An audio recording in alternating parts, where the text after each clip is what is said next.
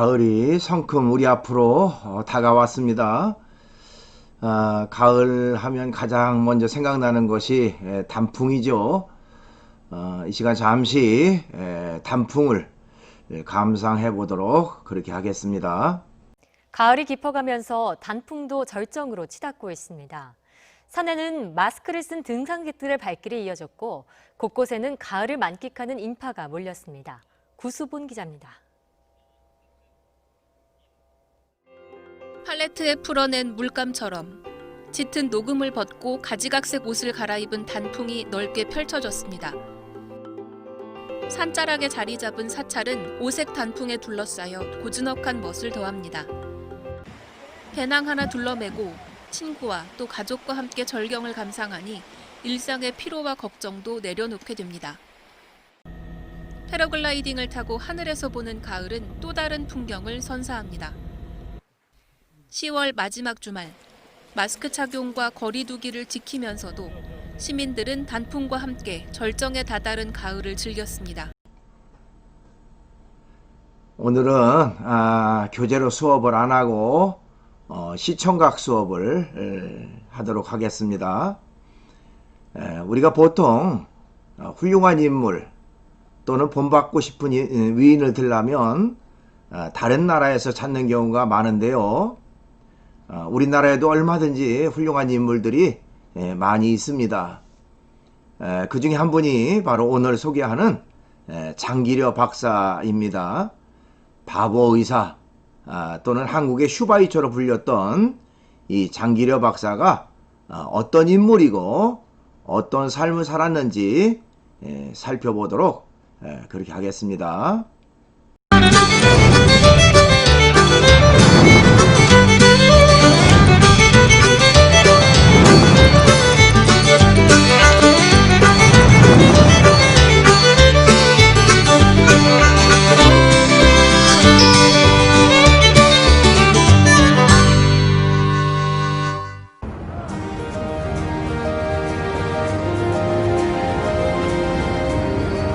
안녕하십니까. 오늘 제가 찾은 곳은 고신대 보건병원입니다. 한국 전쟁 중 부산으로 몰려온 그 많은 피난민들을 구제하기 위해서 세운 것이 이곳의 시작입니다. 송도에 있는 보건병원 하면은 모르는 사람이 없을 정도로 부산 서민들이 기대고 또 의지하는 그런 병원이었습니다. 이 보건병원 역사에 빼놓을 수 없는 한 사람이 있습니다. 바보 의사 혹은 한국의 슈바이처라고 불리는 장기려 박사가 바로 그 주인공이죠. 부산 의료계에서 한국 의료계에서 빼놓을 수 없는 인물 장기려. 오늘 그의 얘기를 시작하겠습니다.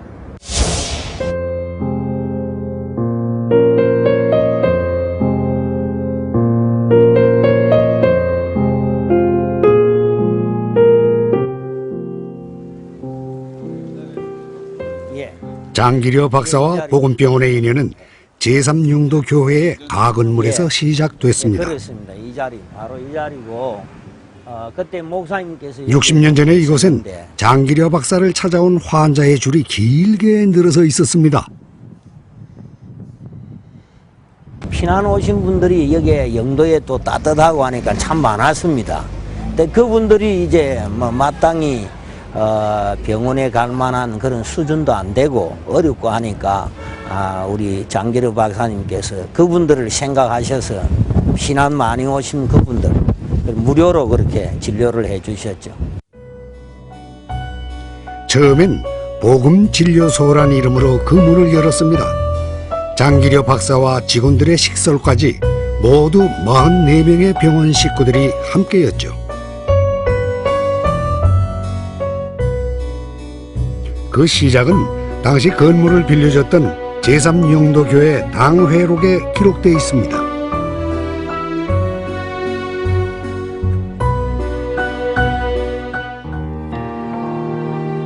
(1951년의) 부산은 전국에서 몰려든 피난민들로 인산인해를 이뤘습니다. 몸놓일 방황간 당장 먹을 끼니조차 해결하기 힘든 어려운 시절이었죠. 이들 피난민들 중에는 평안북도 출신의 장기려 박사도 있었습니다. 당시 부산육군병원에서 부상병을 치료하던 장 박사는 피난민들의 어려운 생활을 보고 그들을 돕기로 결심합니다. 미군에서 빌린 천막 3개로 진료소를 세우고 환자들을 받았습니다. 나무판을 수술대로 써야 할 만큼 열악한 상황이었지만 전쟁통의 무료 진료소는 참으로 고마운 곳이었습니다. 그때 부산에 국제시장이라고 있었어요. 국제시장에 가면 어디서 나왔는지는 모르는데 수술하는 칼도 있고, 또 뭐 이것저것 병원에서 쓸 수 있는 기구들도 있고, 그렇게 해서 그런 것들을 사다가 이제 맞으면 최소한의 시설을 해서 시작한 거죠. 병원에 간다는 것은 꿈도 못 꾸던 피난지의 생활. 그 와중에 영도에 공짜로 병을 고쳐준다는 진료소가 생기자 천막병원엔 환자들로 넘쳐나게 됩니다.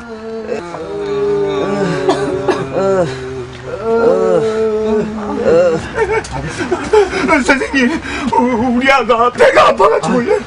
이쪽으로 이동아 좀 못하나.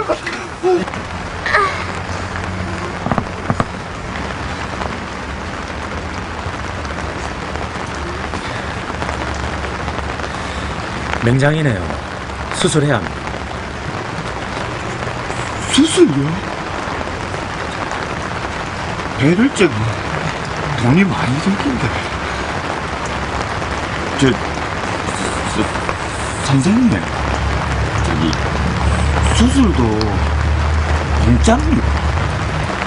사람이 먼저지 돈이 먼저입니까? 아파서 왔으니 치료는 받고 가야죠. 감사합니다. 맹점에 걸려가지고 밤중에 이제 배가 막 목이 아파가지고 형님이 얻고 이제 거기로 갔거든요. 그때 이제 피난민들 무슨 돈이 있습니까? 그 이제 장 박사님 거기서 그냥 참 무료로 그 수술을 해준다고 이제 말을 이제 듣고 있으니까 그 형님이 이제 거기 얻고 이제 쫓아간 게지요. 피난민들이 많이 몰렸고 또 전쟁민으로서 환자들이 생겨서 또 좋은 병원이 없었죠. 그때 우리가 천막을 세치고서 의원을 했는데 그때 의사로서는 전정희 박사하고 같이 제가 둘이서 했습니다. 그래서 환자가 비교적 하루에 한 100명가량 오는데 제가 그때 환자 볼 때 실수할까 봐 매번 기도하고 했습니다. 실수하지 않도록. 그런 기억이 납니다. 보건병원은 6년 만에 현재의 암남동으로 이전합니다. 전쟁이 끝나면서 더 이상 무료 진료는 하지 않았지만 멀리 다른 지방에서 찾아올 정도로 환자들이 날로 늘어갔죠. 100명의 환자를 보더라도 한결같은 마음으로 대했던 장기려 박사가 있었기 때문입니다. 돈이 없어 병원 문턱도 밟지 못하는 병자들은 일부러 그의 출근길에 쓰러져 있을 정도였죠. 정신 차리시오. 이보시오. 그의 장기려 박사는 열이면 열이고 쓰러진 환자를 직접 업어서 병원으로 데려갔다고 합니다. 네.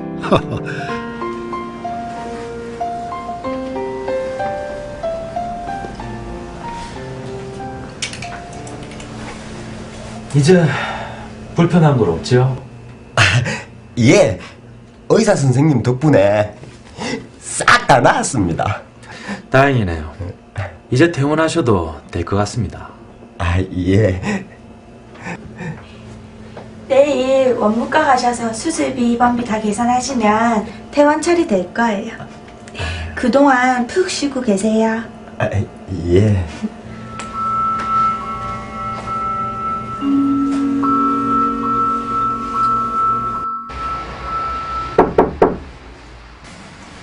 들어오세요.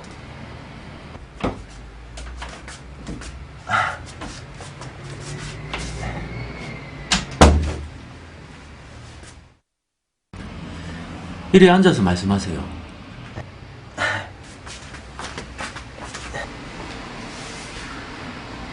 무슨 할 말이라도 있습니까?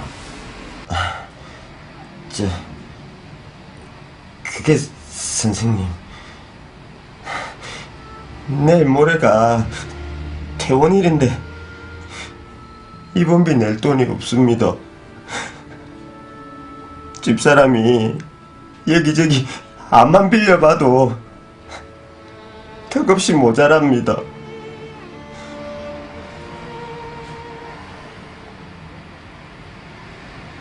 자, 그럼 내가 시키는 대로 하세요. 일단 퇴원 준비하시고. 입원비가 없어 퇴원을 못하겠다는 환자. 장기려 박사는 한 가지 방법을 생각해냅니다.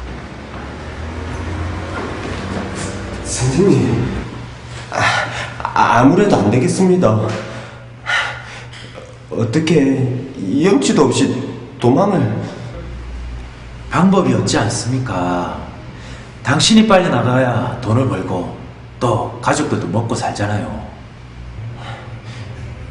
정말 그냥 가도 됩니까?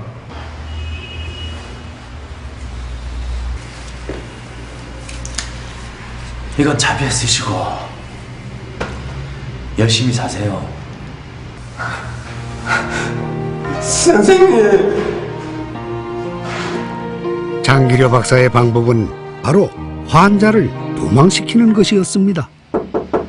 네.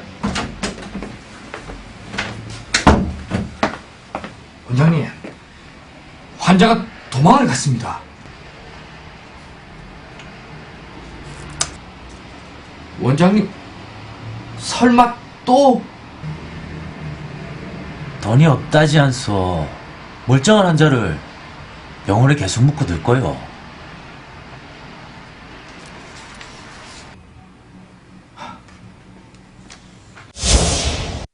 서문과에서 무슨 치료비 때문에 주민등록증이나 반이나 이런 거 잡히고 내보내고 당신 가오면 이거 준다고 이렇게 하는 그걸 못 참았어요. 예. 아픈 사람은 치료받을 권리가 있다. 아픈 것만 해도 얼마나 억울한데 아프고 또 돈까지 내라 하면 그것이 되겠느냐. 환자를 도망시키는 의사 장기려. 물론 병원 입장에선 많이 곤란했을 겁니다. 그래도 환자 위함을 몸소 보여준 장기려 박사의 신념은 아직도 보건병원 의료진들의 이념으로 남아 있습니다. 장기려 박사는 대한민국에 따라올 사람이 없는 간 전문 외과 의사였습니다. 하지만 무엇보다 그는 뛰어난 의술을 가지고 사람을 살리는 참 의사였죠.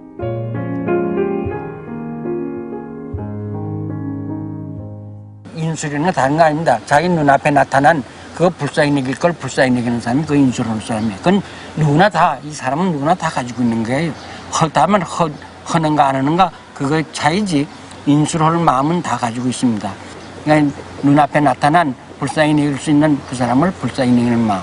그게 인술이니까. 장기려 박사는 낮은 곳으로 향함을 사명감으로 여겼습니다. 오직 환자가 중심에 있었죠. 그 신념으로 장기려 박사는 초량동에 청십자 의료조합을 설립하게 됩니다. 높은 병원 문턱을 낮추고 서민들이 의료 혜택을 볼 수 있는 것, 그것이 청십자 의료조합의 목적이었습니다.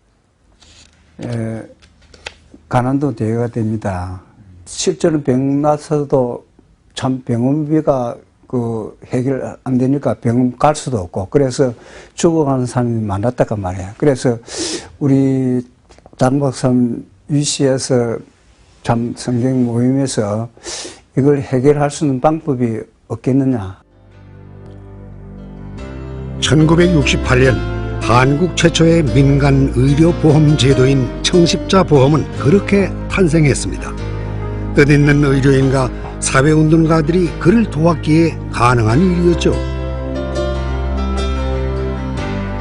물론 이 청십자운동의 중심엔 끊임없이 환자를 위했던 장기려 박사의 고민이 있었습니다.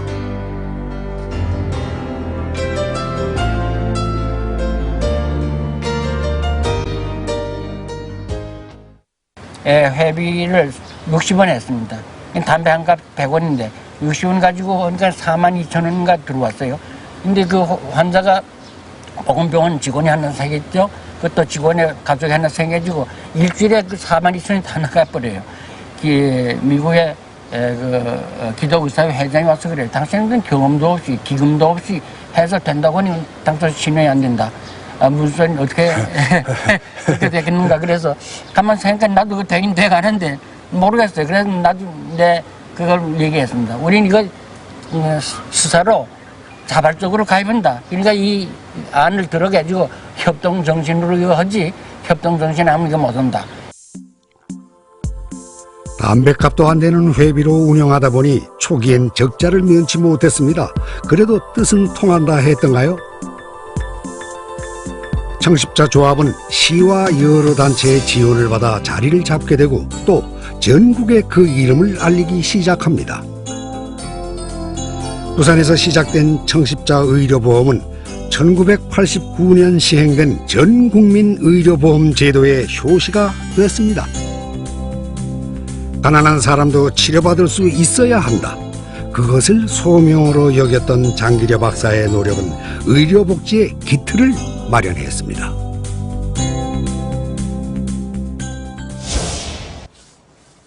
의사 장기려의 40여 년 동안의 행적은 오직 환자들을 위하는 것이 그 중심에 있었습니다. 그의 신념과 노력은 지금도 많은 사람들이 존경과 감사를 표하고 있습니다. 하지만 장기려 박사는 그 가슴속 깊숙한 곳에 큰 짐을 묻어두고 있었습니다. 한국 전쟁 중에 헤어진 가족, 특히 아내에 대한 그리움이 바로 그것이었습니다. 부산으로 피난와서 40여 년을 보낸 장기려 박사의 집은 보금병원 옥상에 있었습니다. 어려운 이들을 위해 재산도 내주었던 그는 자신을 위한 변변한 집조차 마련하지 않았던 거죠. 옥탑방의 주인이 떠난 지 17년이 지난 지금도 방 곳곳엔 그의 흔적들이 고스란히 남아 있습니다. 환자를 돌보지 않을 때면 그는 이 방에 앉아 가족을 그리워했습니다. 일사후퇴와 함께 피난길에 오른 장기려 박사 가족들.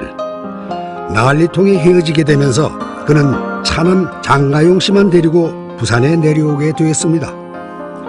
2달만 지나고 고향집에서 다시 만나자던 약속은 그렇게 영영 지킬 수 없게 되었던 것이죠.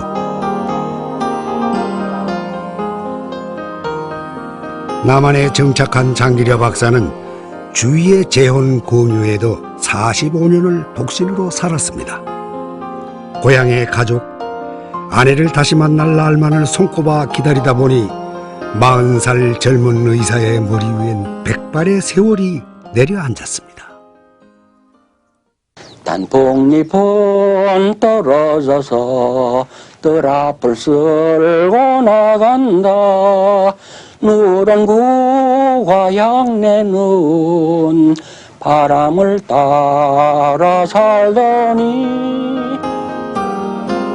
78배 장기려 박사가 써내려간 일기장엔 아내와의 결혼을 이렇게 회고합니다. 결혼 후 가정생활을 하니 두 개성이 하나의 인격체가 되는 사랑은 결혼에 의한다는 것을 깨닫게 됐다. 언제인지는 몰라도 우리는 둘이 아니요 하나가 되는 느낌이 그 상대를 부르는 이름에서 느끼게 되었다. 정말 너무 이뻤었고 그 다음에 아주 아내를 사랑하는 마음을 항상 표현을 하셨거든요. 그리고 항상 그리워하셨죠. 자녀들도 많았지만.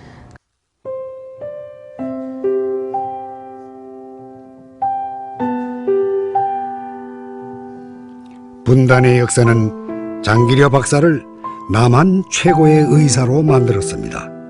한편으론 1000만 이산 가족 중 한 사람으로 애달픈 삶을 살기도 했습니다.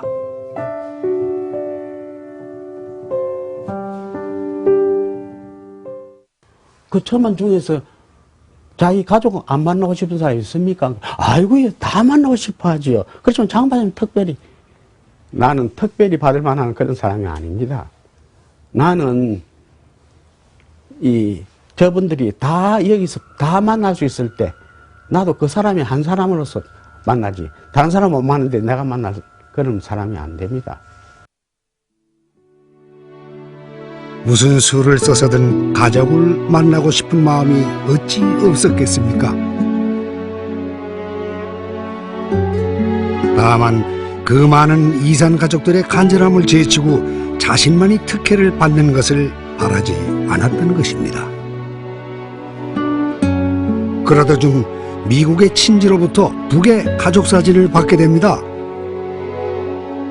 꽃 같았던 아내는 70이 넘은 할머니가 돼 있었습니다. 그립고 보고 싶고 또 그리운 당신에게 세월은 사정없이 흐르고 오늘도 헤어진 지 40여년 안타까운 사정의 이야기는 말로는 다 표현할 수 없습니다. 그때 육성 테이블 이제 있었었는데 그것도 많이 그 당시에는 이제 이런 CD, 요즘 같은 CD나 이런 게 없는 상태이기 때문에 이렇게 테이블 복사해서 부산에 갖고 가셨는데 그걸 하도 많이 들으셔가지고 테이프가 다 늘어져가지고 이제 그랬던 기억이 나는 걸로 봐서는 아무래도 많이 그리워하셨던 거는 사실인 것 같습니다. 피난 온 부산에서 가난한 자들을 위해 평생을 베풀었던 의사 장기려.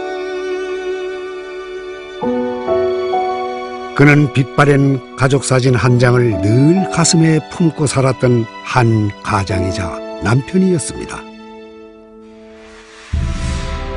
80이 넘어서까지 청진기를 놓지 않았던 장기려 박사.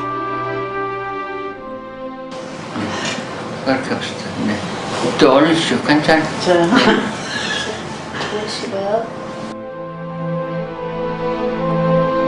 그는 가족에 대한 깊은 그리움을 환자를 향한 헌신으로 승화시켰습니다.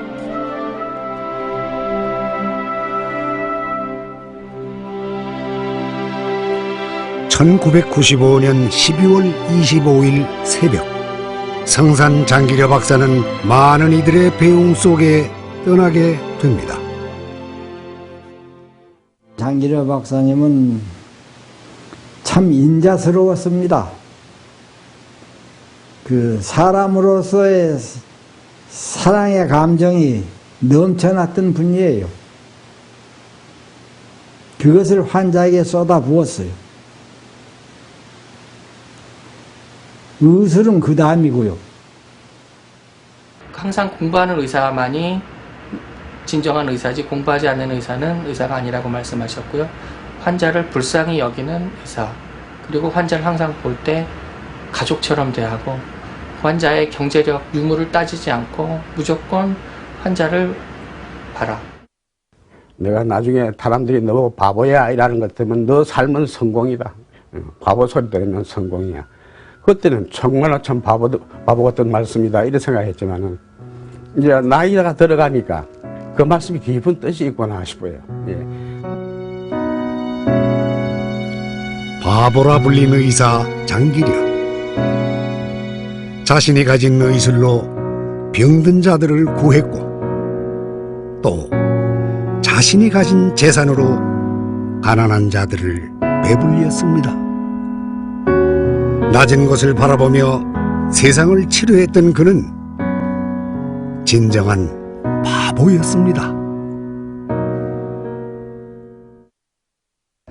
성자로 불린 의사이자 이웃사랑을 몸소 보여준 실천가 장기려 박사. 1995년 겨울 그가 떠나고 많은 시간이 흘렀지만 지금도 사람들은 장기려 박사를 기억하고 있습니다. 따뜻한 인술로 가난한 이들의 마음까지 녹여준 그 정신을 우리는 잊지 말아야겠습니다.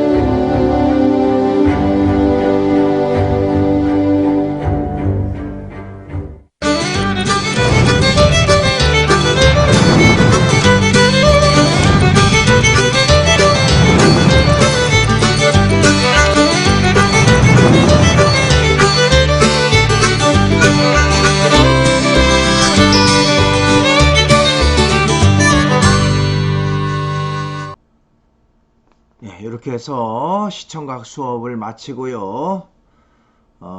이번 주 제 11주차 퀴즈는 오늘 본 영상이죠. 한국의 슈바이처 장기려 박사 영상을 보고 느낀 점을 적으세요 하는 것입니다. 여러분들이 사이버 캠퍼스 질의응답란에 적으시면 되겠습니다.